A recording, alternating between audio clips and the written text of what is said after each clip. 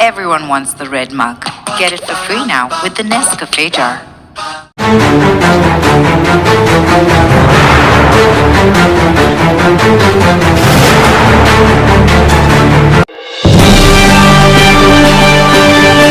ಮುಂಡಗೋಡದ ನ್ಯಾಸರ್ಗಿ ರಸ್ತೆಯಲ್ಲಿರುವ ಶ್ರೀ ಗಂಗಾ ಪರಮೇಶ್ವರಿ ದೇವಸ್ಥಾನದಲ್ಲಿ ಇಂದು ಶನಿವಾರ ವಿಜೃಂಭಣೆಯಿಂದ ಜಾತ್ರಾ ಮಹೋತ್ಸವ ಜರುಗಿತು.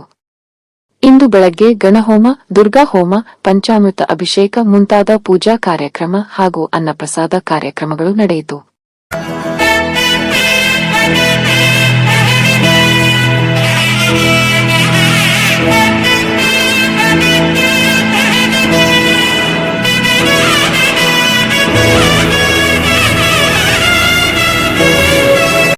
ಈ ಸಂದರ್ಭದಲ್ಲಿ ಮುಖಂಡರಾದ ವಸಂತ ಕೊಣಸಾಲಿ, ನಾಗರಾಜ ಅಂಟಾಳ, ಪ್ರಕಾಶ ಅಂಟಾಳ, ವಿಮಲಾ ಪೂಜಾರಿ, ಸಮಾಜ ಬಾಂಧವರು ಸೇರಿದಂತೆ ಮುಂತಾದವರಿದ್ದರು. ಈ ವೇಳೆ ಮುಖಂಡರಾದ ನಾಗರಾಜ ಅಂಟಾಳ ದಂಪತಿ ಹಾಗೂ ಮಂಜುನಾಥ ಪೂಜಾರಿ ದಂಪತಿಯವರನ್ನು ಸನ್ಮಾನಿಸಲಾಯಿತು. ಇದು ಒಂದು ಜಾಗೃತ ಶಕ್ತಿ ಇದೆ. ನೀವು ಒಳ್ಳೆಯ ರೀತಿಯಿಂದ ನೀವು ದೇವಿಯನ್ನು ಆರಾಧಿಸ್ತಿದ್ದೀರಿ. ಹಾಗಾಗಿ ಒಳ್ಳೆಯ ಒಂದು ಸ್ಥಳ ಇದಂತ ನಾಗಸಾಧುಗಳು ಹೇಳಿದರು.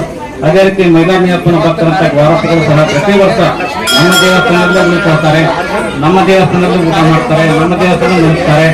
ಅವರು ಸಹ ಒಂದು ಈ ದೇವಸ್ಥಾನದ ಬಗ್ಗೆ ಒಂದು ಮೆಚ್ಚುಗೆಯನ್ನು ಸೃಷ್ಟಿ ಈ ದೇವಿಯ ಶಕ್ತಿ ಅಪಾರವಾದಂತ ಮೈಲಾರಲಿಂಗಪ್ಪನ ಸೇವಕರಾದ ವಾರಸುಗಳು ಅವರು ಹೇಳಿಕೊಟ್ಟಿದ್ದಾರೆ. ಜೊತೆಗೆ ಮಳೆಗಾಲದಲ್ಲಿ ನ್ಯಾಸಕ್ಕೆ ಹೋಗುವಂತ ವಿದ್ಯಾರ್ಥಿಗಳಿರ್ಬೋದು, ಮಹಿಳೆಯರಿರ್ಬೋದು, ವೃದ್ಧರಿರ್ಬೋದು, ಇಲ್ಲಿ ಬಂದು ಆಶ್ರಯ ತಗೊಳ್ತಾರೆ. ಅವರಿಗೆ ಕುಂಡ್ರಲಿಕ್ಕೆ ನಾವು ಬೆಂಚಿನ ವ್ಯವಸ್ಥೆ ಮಾಡಿದ್ದೇವೆ.